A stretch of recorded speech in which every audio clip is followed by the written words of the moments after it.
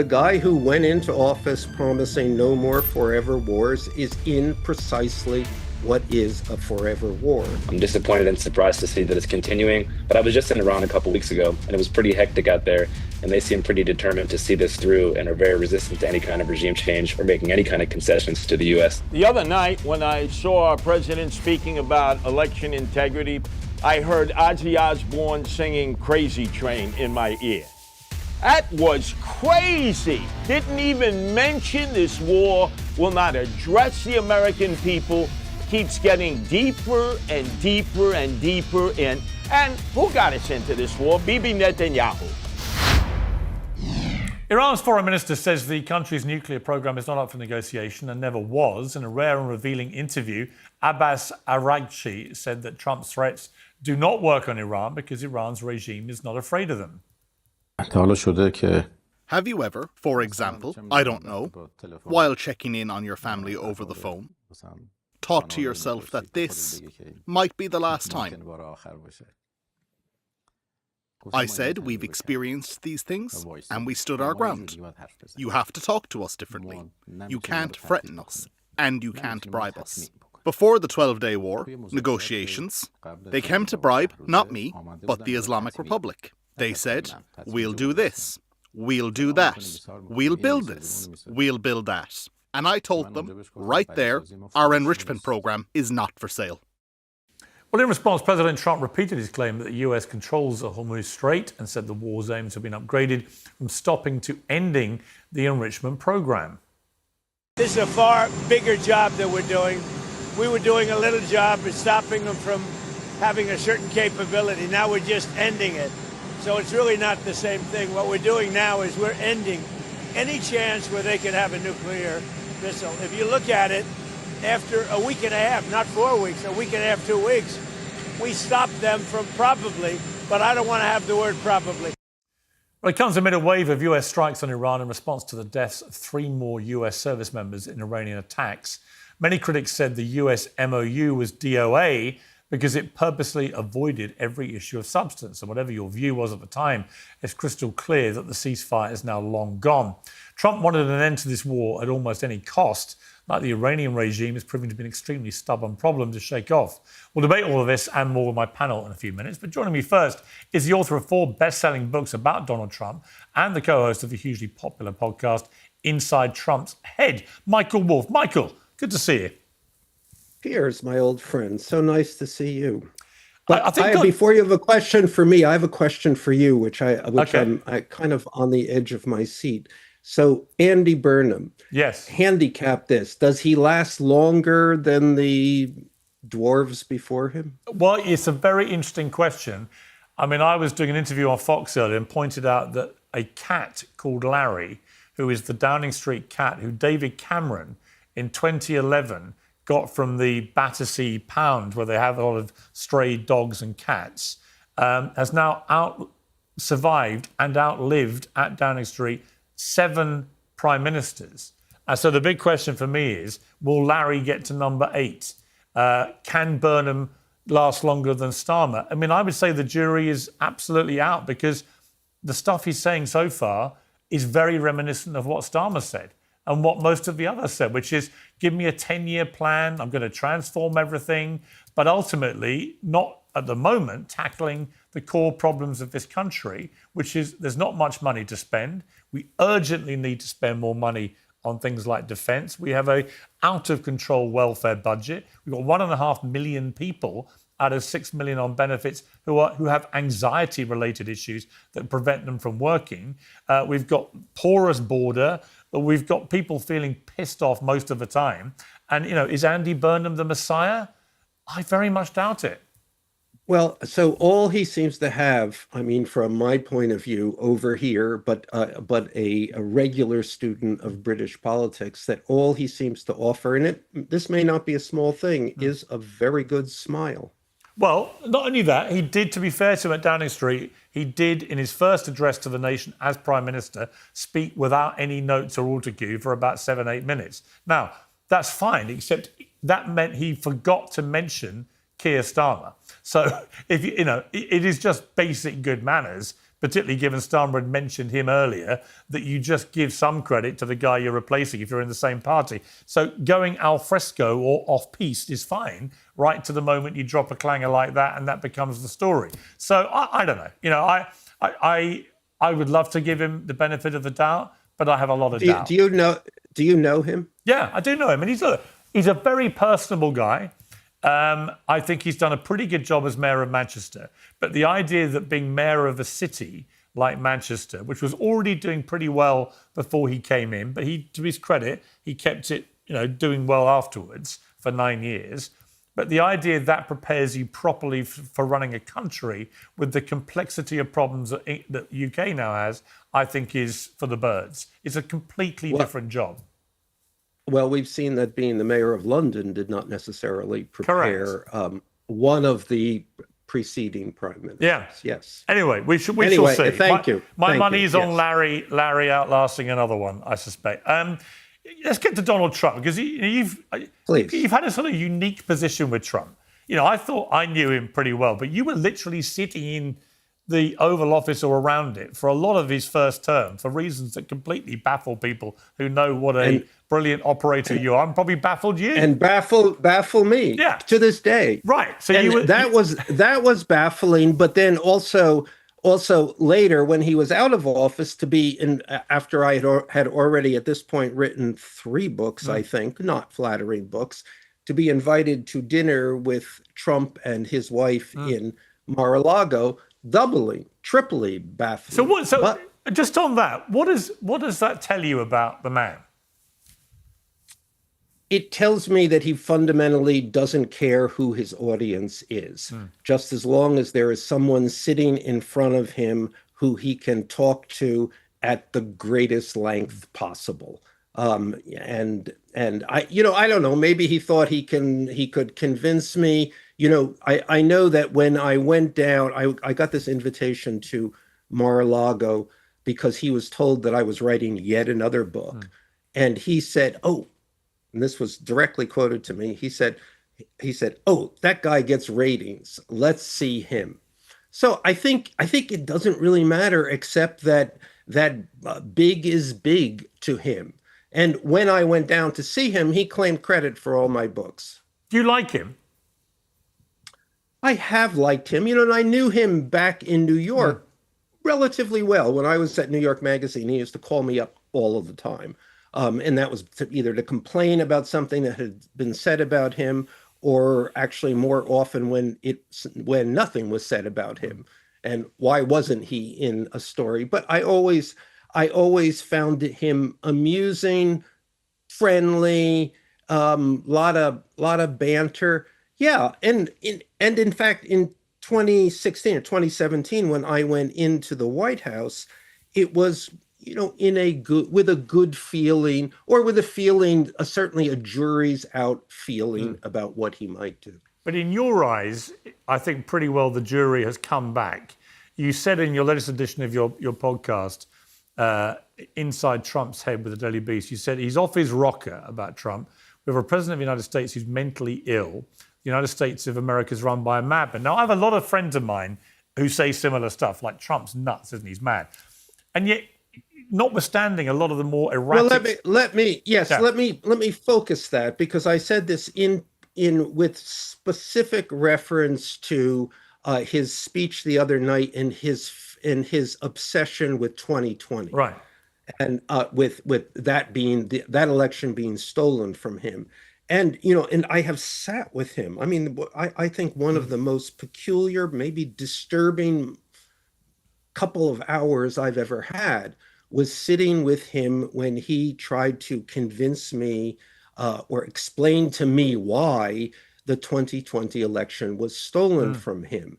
And it was, you know, these fragments of information, this jumble of numbers, this, you know, there are forces out there that are after me, and I know who they are, but I can't tell you now. Plot after plot after plot.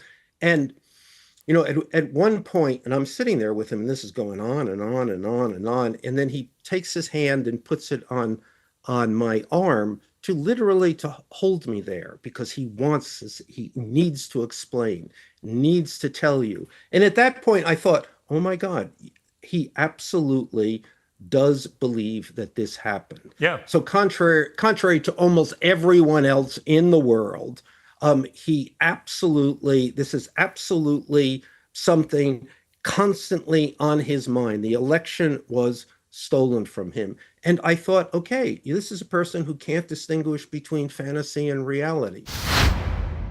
Running a business means you want to be available all the time, because if you do miss that call or that text, your competition will pick it up. Today's show is sponsored by Quo, that's Quo, who've developed the perfect solution for preventing any missed opportunities. It's a business phone system which keeps all of your allocated work calls, texts, and voicemails in one place. That means anybody on your team can pick up the conversation, see the full history, and respond fast, even when you can't. More than 90,000 businesses already rely on Quo to remain reachable and professional at all times. You can keep your existing number and set it up within minutes. There's even an AI agent which can reply or book appointments when the whole team is offline. That never happens here. Money's on the line. Say hello with Quo. Try it for free and get 20% off your first 6 months when you go to quo.com/peers. That's quo.com/peers. Well, I think I would say it's more that he hates losing. He's a pathological hater of the concept of losing. His whole shtick for his whole adult life has been about winning, instilled in him by his dad and so on. I had a fascinating conversation with him, having fallen out with him over the 2020 election thing. We did an interview where he blew up at me. I saw it. No. And he blew up at me because I said, look, you may as interview. well know, I don't think you had it. And off he went. And then we sort of, he called me a few months later and it was all fine, as it has been a few times. But I rang him the morning after he won, literally a few hours after he was declared president again. Just to say, I've known him 20 years. I said, it's an amazing achievement. But his instant reaction to me was, you see, I told you I won in 2020. In other words, to him, the fact he'd won with a bigger vote than he'd got the first time he won was proof that actually he was right all along. To him, it was validation. And it is that kind of thing. And I do believe, and most people don't. Most people believe he's cynical, manipulative, and just using this as an excuse for whatever, to interfere with the midterms or whatever his ulterior motive is. But I think actually, and almost more disturbing, he actually believes this. I think he does believe it. For this subject at least, he has departed reality, which is why I say, this is nuttiness, craziness. On the Iran war in particular, I saw that you said on the podcast that Trump is stuck in a war where his enemies know exactly how to play him, and you say this is the worst mistake he's made. I concur with that, and I have warned about this from day one of this war, and repeatedly said, I don't get what the eventual war aim is, because it's changed so often. The timescale of it all has changed, obviously, radically as each time limit comes and goes. I think the Iranians, to probably their own surprise to a degree, have worked out the enormity of controlling the Strait of Hormuz and the fact they can hold the global energy market literally over a barrel. And when they've done it simultaneously by popping rockets and missiles off at their Gulf state neighbors, and the damage that has caused to their business models, you've got to say, from a strategic point of view, the way the Iranians have combated the attack from America and Israel to date has proven remarkably effective. And that Trump may well have got himself into something here which he can't get out of now, even if he wants to. No, the guy who went into office promising no more forever wars is in precisely what is a forever war. And it will wax and wane, but nevertheless, it is going to go on for an indefinite future. And certainly it's going to go on through the midterm election. The narrative that seems to be reasonably true, I think, certainly from all the reporting by the New York Times, is that, he wasn't talked into it necessarily against his better judgment by Netanyahu, but that Netanyahu certainly bombarded him with claims about what he said would happen if they acted now, and that Trump eventually thought, it was worth doing. You know, I don't think people tell Trump what to do, but they can certainly guide his thinking. Do you believe that he was talked into it by Netanyahu?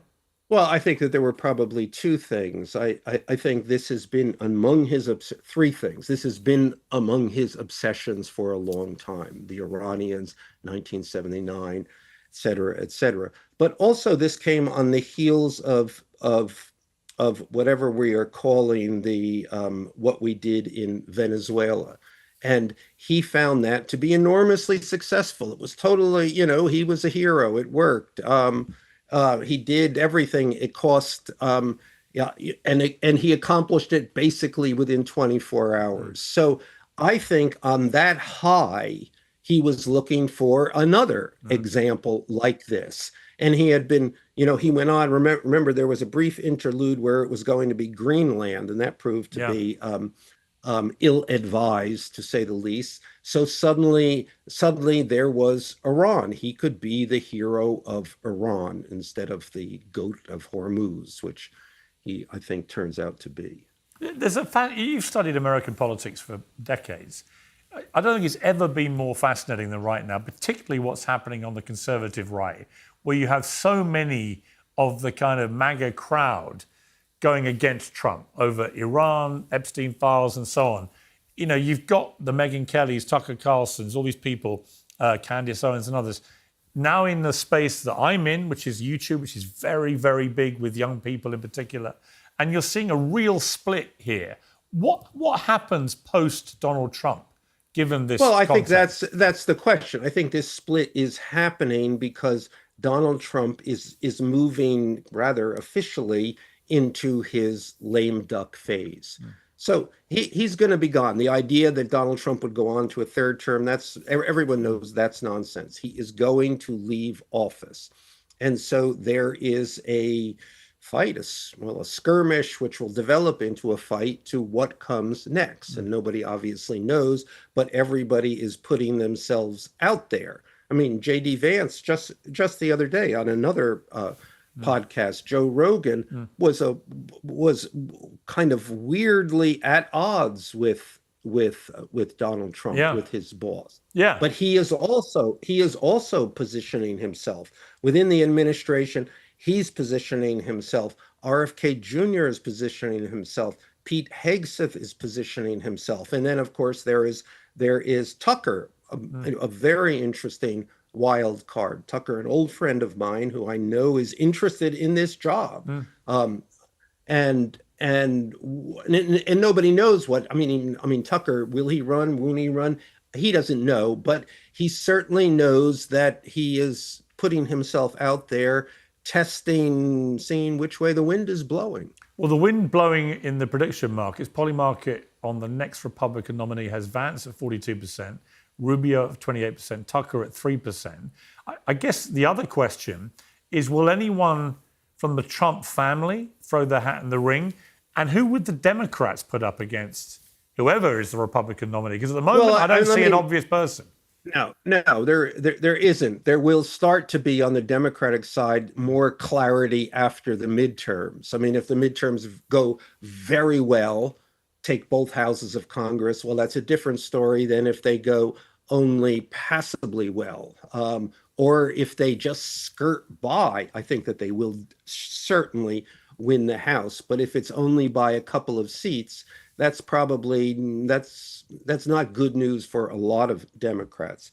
As for the Republicans, the family, I don't think so. I don't think that Trump, I can't see Trump liking the fact that anyone in his family might outshine him in any way. And in fact, I don't think that he'll like the fact that any Republicans might. And my prediction would be whoever the Republican nominee is, Trump undermines them. The Democrats win. He goes back to Mar-a-Lago, still as the king of the Republican Party, and we play that all over again. When did you last have any contact with him?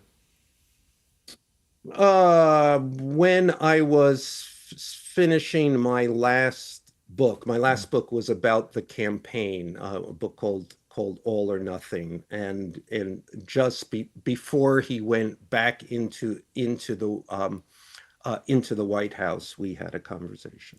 Does the fact that he spent 4 years in the wilderness and was completely written off by most people, including myself, as a political force, and then came back and won even bigger for another 4-year term, does it, notwithstanding individual arguments about any of the individual issues or anything, but does it make him one of the greatest politicians in modern American history?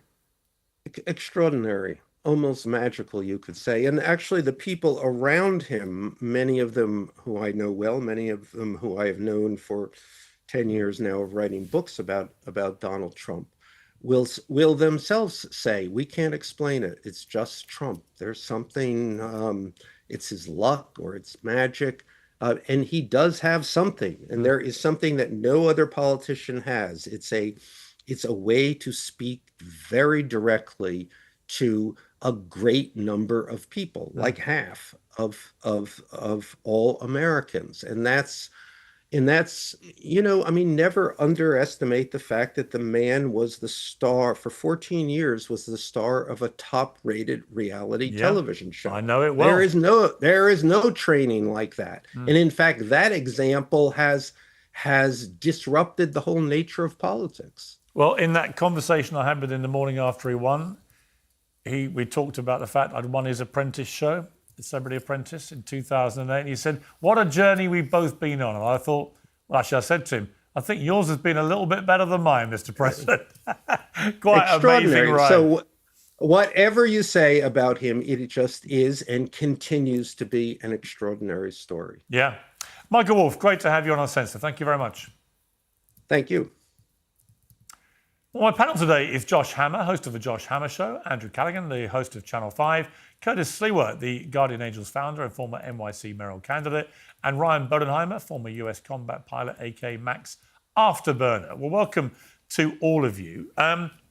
We're talking there with Michael Wolff about Iran in particular becoming a millstone around Trump's neck, which he's finding increasingly difficult to get off. Josh Hammer, is this going to become his kind of sword of Damocles the longer this goes on?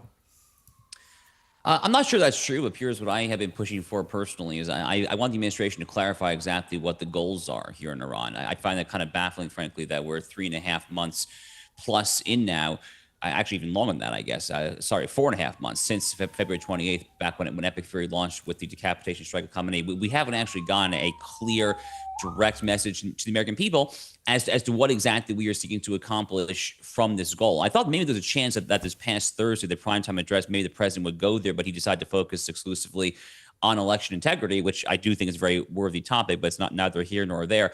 So we're still trying to figure out exactly what is the viable, sustainable off-ramp here. If we define victory solely as a free and open Strait of Hormuz, that's fine, but I think that is defining it down relative to what most people thought the expectations were back on February 28th when this thing launched.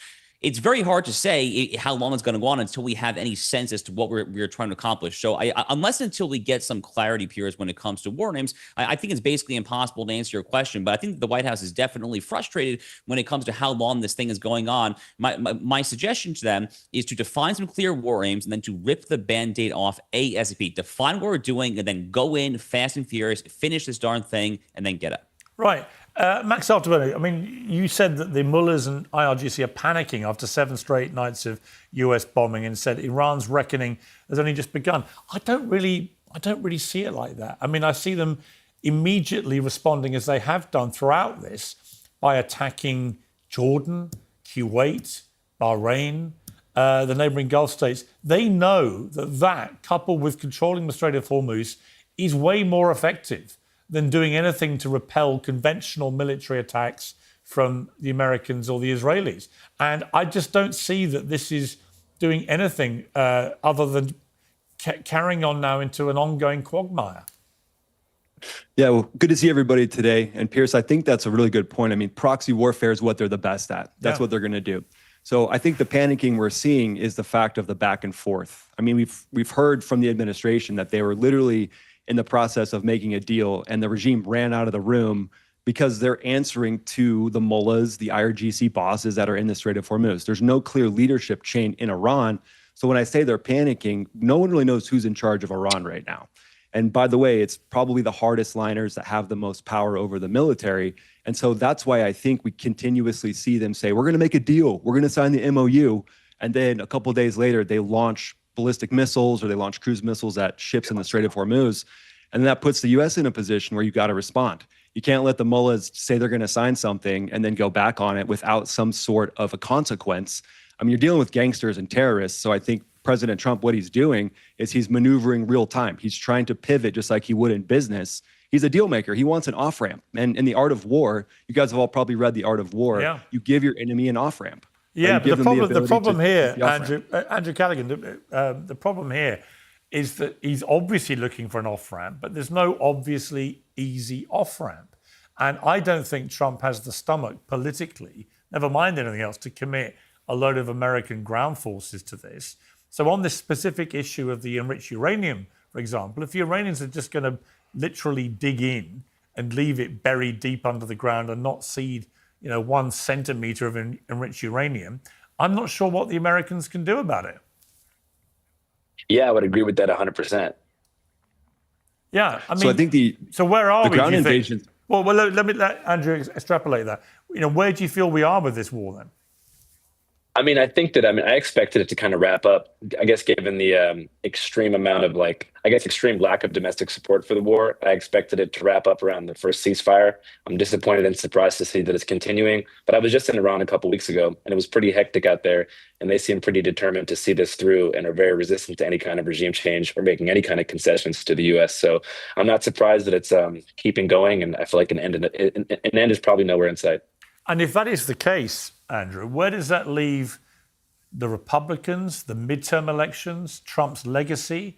I mean, I said right at the start of this, he could be torching the whole thing, right? If he's not careful, if you get to the, August, September, October, and this is still going on, then this could cost him everything. Yeah, especially if you're talking about the Gen Z, right? Like on the 4th of July, I did some interviews at a patriotic event in Alaska, and you can see pretty much everybody under the age of 40 was staunchly anti-Trump, looking for a clean slate in 2028. Some even advocating to vote for Democrats in the midterms just to prohibit someone like Vance from being able to take office in the future. So, but then if you talk to older people, like, the more traditional, I guess, boomer, late Gen X MAGA crowd, they're still, into the idea of the Iran war continuing, eliminating the threat of terrorism across the globe, as they say.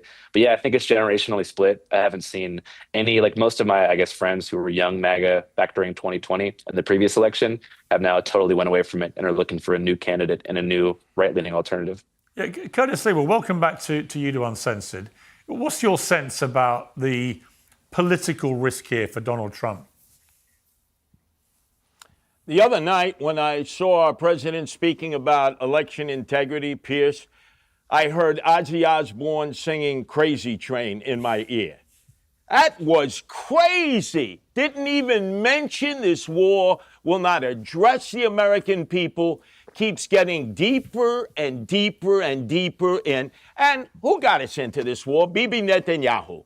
He sold the decapitation of the leadership to Trump, and Trump signed off on it. Then Trump complained after they wiped out Ayatollah Senior and 40 of the key leaders. Oh, we had the B group to deal with, but Bibi went in and wiped them out too.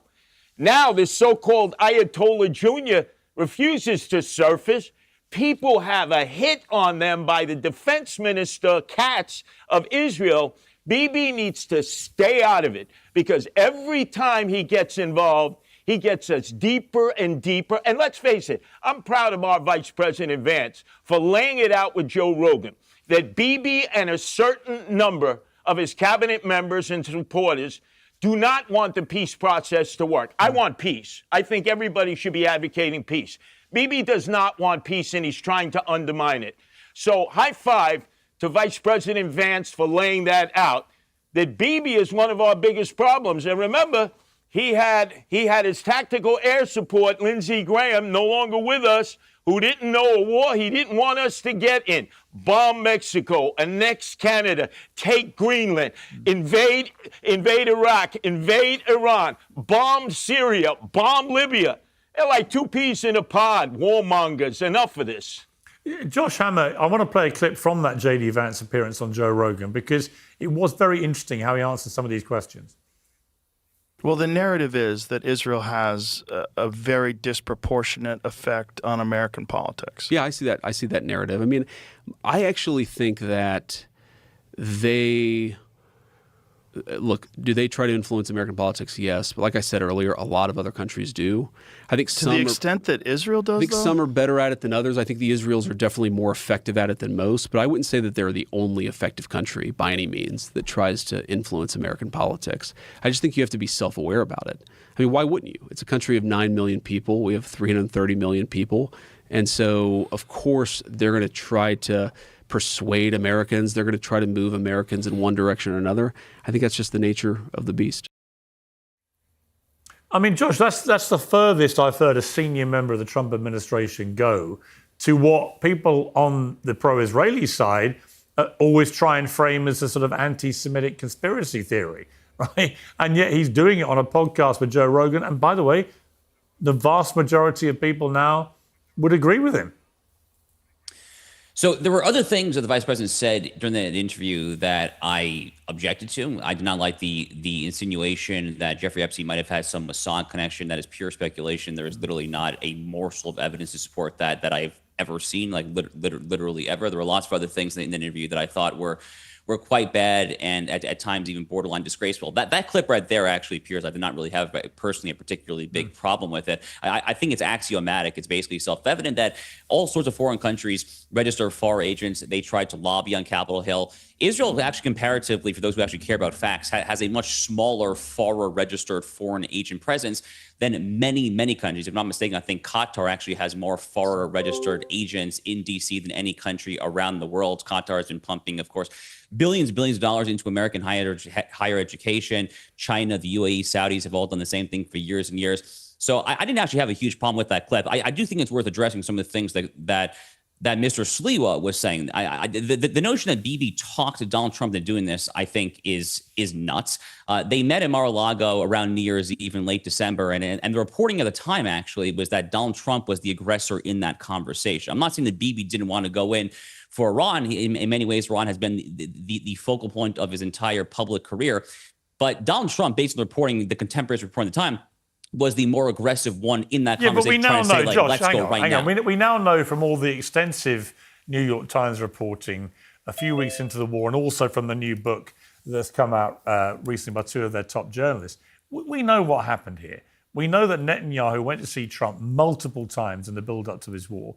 We know that it ended up with a meeting in the White House Situation Room with the head of Mossad joining remotely.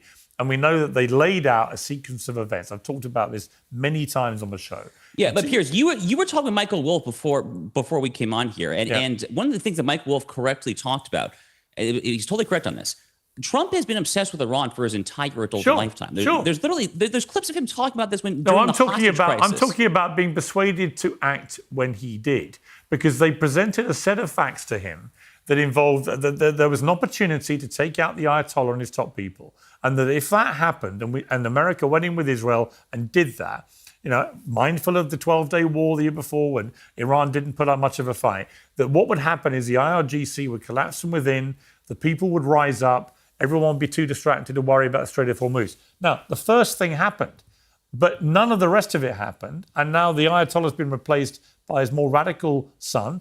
He's surrounded by people who are probably even more radical because of what happened at the start of the war than their predecessors. The regime remains completely intact. There's been no public uprising at all. And you've got the asymmetric stuff going on with the Strait and with the attacks on the Gulf state neighbors. And you put it all together, and you have to conclude, if you have a rational mind about this, that not that Trump was told to do this and just went along like a lapdog. I've never believed that about Trump. But that he was persuaded by the argument from Netanyahu that this series of events was achievable. And actually, it's turned out to not be achievable. And Okay, So a wrinkle. Yeah, go on. Fine, fair enough. But a wrinkle in this timeline is that they met in Mar-a-Lago around New Year's Eve, late December. Another thing that Michael Wolff said that's totally accurate is that this administration, I think, was buoyed from their success in Venezuela. When did that happen? That was about a week, actually, after Bibi met Trump in Mar-a-Lago. So I think the administration absolutely was feeling a little bit cocky, a little bit full of itself, a little bit overambitious, a little bit overconfident as to what it could achieve in rapid fire fashion on the world stage after the staggering success of Operation Absolute Resolve to get Nicolas Maduro in the dead of night, the Delta Force, et cetera, et cetera. So I think that timeline deeply, deeply complicates this facile, all too convenient narrative that Curtis. Well, I think Curtis wants to come in on that. So, Curtis? Oh, yeah. Oh, hold on a second. The president dropped the F-bomb on Bibi over and over. He's effing crazy. The president has told him. Because he's a New Yorker, like you know a thing or two about that. buildings and pulverizing. Get out of southern Lebanon. Get out of southern Syria. The president of Lebanon is in Washington today meeting with our president at the White House saying, you got to pull Bibi back. He's bombing Gaza again. This guy's a warmonger. He's covering up because he doesn't want to go on trial for corruption. Okay. Oh, please. Well, the people of Israel will have their chance at the end of October to get him out. The sooner the better. Let me bring in Andrew. The sooner the better. And every time Andrew. you challenge Bibi, you're called an anti-Semite. I'm called an anti-Semite. I have 2 Jewish sons. J.D. Vance is now being called an anti-Semite. We're condemning Bibi. We're not condemning Israel. And a lot of Israelis condemn Bibi too. That is true, although a lot of Israelis also support his warmongering, which is an interesting contradiction because internally, when he's at war, they support him, and yet he may well lose the election that's coming in later this year. And Andrew, you went to Iran with Vice News in May, and part of what you reported on was the use of AI GIFs and memes as a weapon against the US and stuff. You know, had the Iranians proven to be, in terms of modern warfare, in terms of their tactics, a lot smarter perhaps than the Americans and Israelis anticipated? Yeah, I would say not just smarter militarily, but also just like the average drive and political involvement of the typical person in Tehran was higher than you might see in the US. Like in the US, you have maybe like 5 to 10% of people who might say with their chest something like, I'm willing to die for America. But in Iran, they see themselves as part of this like kind of this continuous thread of an ancient civilization. And just the resolve of the people was very like extreme. But at the same time, I also went on the invite or like with an approved press pass by the IRGC. So the places that I was able to go to were a bit limited. Like, there's only free speech when it comes to public protest to the extent that the government sanctions it. So I'm actually not sure if the perspective that I got was reflective of like the standard reality and median opinion of Iranians, but definitely the people that I saw were more committed and intensely devoted to the success of the war or the defeat of the U.S. than anyone that I saw on domestic soil. I mean, Max Afterburner, from a military point of view, Trump keeps saying, look, we've destroyed their Air Force, their Navy, everything is done, the ballistic missile capability, all these things. And then we wake up most mornings and the Iranians somehow seem to be attacking Bahrain, Kuwait, everything else. It's like, well, these two things can't be true at the same time. What is actually going on here? I mean, it's very hard to work out who is telling the truth when we can only gauge it on missiles landing in these countries from Iran, who apparently have no military left. Yeah, well, Iran's gotten really strong, as everybody can see, right? So over the decades, they've been given money, they've been given time, and what they've done is build multiple ballistic missile bunkers inside of mountains, right? That's what they've taken all their money, $500 million a day, and built that. So Trump inherited a situation where this cancer has grown into a massive problem. These guys have gotten really strong, and I think the world is seeing that right now. So why lie about it then? Why keep telling everyone we've destroyed all their military? Pierce, it's like a UFC fight, right? You could be absolutely crushing the opponent, but in round 5, round 6, the opponent can still get a jab in. So it's said that Iran But I think it's more than a jab, Max. I mean, I look at it and I try and always be fair-minded about these things, right? I don't want to have a horse in the race. I want to listen to all the arguments. Which I appreciate. You bring on all sides, which I appreciate. Which I think is really important when there's all this stuff going on. But I'm really struggling to equate what Donald Trump posts on a daily basis with reality. And maybe he is trying to game this like his book, The Art of the Deal. I've read it a few times. You know, a lot of his playbook is from the art of a deal, but he's not dealing in New York real estate. You know, he's not dealing in, it's not a UFC fight. This is a real war with real people. And the Iranians, I think he's bitten off here more than he expected to chew. Well, they've gotten a lot stronger than they should have ever gotten. Like, this action should have been taken a long time ago. But it said they started with 5,000 ballistic missiles at the beginning of the conflict months ago. Now they're down to around somewhere 2,000 to 3,000, which is obviously still a massive problem. But he's adapting real time. So you're basically seeing how a president negotiates with terrorists. We're watching this play out right now. It's not an easy problem to solve. I fought Iranian teams in Afghanistan. I fought them in 2012. Yeah. They sponsored teams to go to Afghanistan, and they were causing havoc and chaos, killing civilians. So this problem has been going on for a long time. This proxy warfare, it's not a forever war that I think Trump wants, but it's a war that's been going on behind the scenes for decades. And now he's trying to actually solve it. He's trying to have a backbone. But I think he may, I want to bring Curtis back in. I think he's actually made things worse potentially, right? Because I think that the Iranian regime, far from feeling imperiled, I think when they faced an existential threat as they did, they've managed to game out a way of responding which has proven highly effective. And, you know, for all the posturing from the Trump administration, they clearly still control the Strait of Hormuz. It's indisputable. You can just see the boats coming in and out on a daily basis. People are tracking it. And when they want to turn that tap off, they turn it off. And when they want to fire missiles at their neighboring, they just do it. And they do it every time they're attacked. So I just feel like... Look at the price of Brent crude, though. Well, yeah, but the real problem here, it seems to me, Curtis, I'd like your response to this, is that... Oh, yeah, well, is that they could actually feel emboldened now in the sense that they have discovered that the Strait of Hormuz gives them way more leverage than they could have ever dreamed of. Piers, we've been down this road before. Remember the evil seed of Kim Jong mentally ill behind the rice cake curtain of North Korea? Bill Clinton, in his memoir, said, I was moments away from sending the jets in. They'll never get a nuclear weapon. Trump chose a different approach. He met with him twice.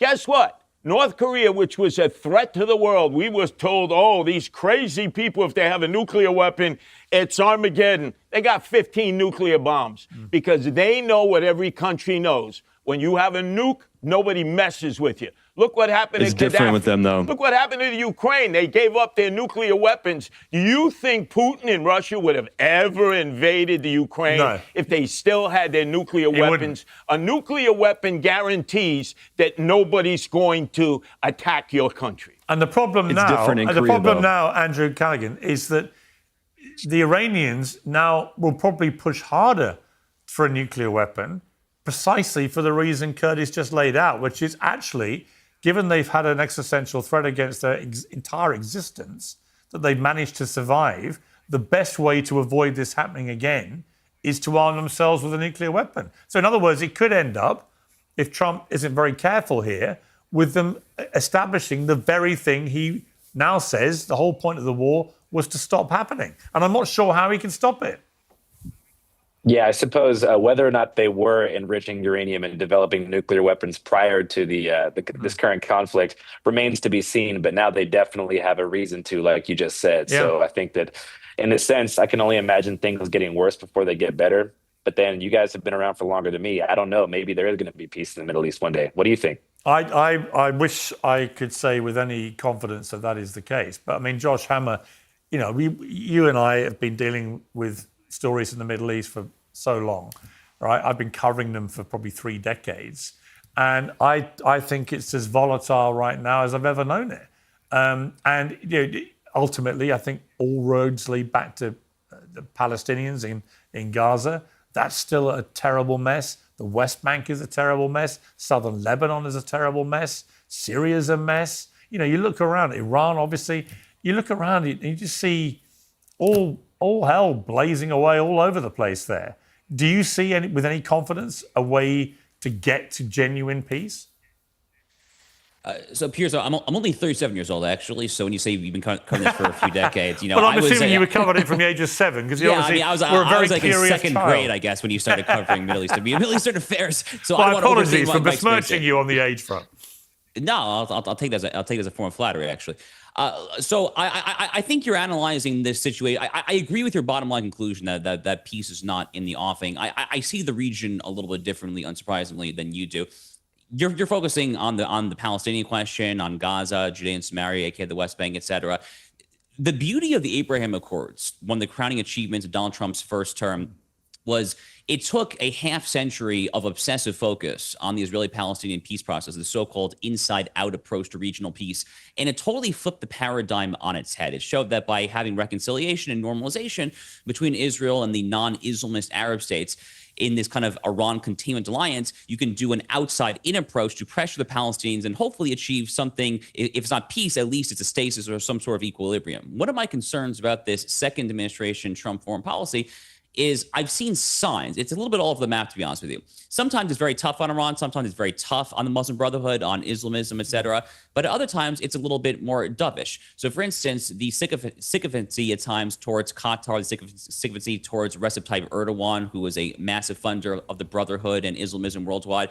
This is quite different than Trump's first-term foreign policy, which in many ways was skeptical of Qatar, skeptical of Turkey, skeptical of the Brotherhood. And I say all that because I think it has the effect of undermining this Abraham Accords framework, getting us further away from an outside-in approach to Israeli-Palestinian peace and therefore regional peace. So all that to say that I kind of throw my hands to the wall and I say I don't really know, to be honest with you. I do know that the weaker that Iran is, the less they can fund their terror proxies all throughout the region, the Houthis, Hezbollah, Hamas, Palestinian Islamic Jihad, etc. The more subdued they are, and I would argue the more subdued Erdogan and Turkey are, that I think will be the number one thing that could potentially bring us peace sooner rather than later. It'll be fascinating to see how it plays out. Right, I want to end with a question, a very straightforward question. And I'm going to start with you, Max Afterburner. I want to show you a picture of one of my fellow countrymen. And I want you to tell me who this person is and what job they have. And I'll ask each of you individually. Do you know who that is? I don't. Okay, let's move on. Curtis, who is that? Former ambassador to the United States. Okay, let's ask the others. Andrew, who is that? Man, you know, I don't know who that is, man, but he looks very sad and concerned about something, so I hope he's all right. Josh, who is it? That's your new Prime Minister, Andy Burnham, who I do not have particularly high expectations for. I don't blame you guys, because he's the 7th Prime Minister in 10 years, the 5th in 4 years. There is famously a cat.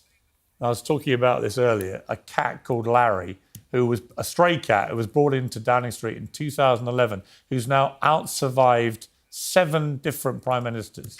And I have a horrible feeling it might be 8 before too long. But the fact that 3 of you had absolutely no idea who he is extremely damning about the farcical nature of politics in my country. So whatever faults I have with the American political system, trust me, you are way ahead of us. Thank you all very much for a fascinating debate. I want to end with a little clip from Andrew, because you've got a really intriguing interview from the promos I've seen between Hunter Biden and Nick Fuentes. Let's take a little taster of this. You said you want to ask me, why are you a Nazi? Inclusion has been our greatest strength. Diversity has been our greatest strength. White people do feel like we are being boxed out. A 26-year-old white kid doesn't feel like he has access because he's been canceled, and the problem is black people. I didn't say the problem's black people. Well, you just did, Nick. You just said the problem is crime, and we know who's doing the crime in Chicago. Do you get what I'm saying? Yes. About the Holocaust thing? Oh, about that. It's fascinating. I can't wait to watch that. It's going to be, just the clip I saw was really illuminating and an intriguing pairing. So congratulations on getting that scoop. Thank you. And thank you all very much. I appreciate it. Thanks, guys. Thanks, guys. Piers Morgan Uncensored is proudly independent. The only boss around here is me. If you enjoy our show, we ask for only one simple thing.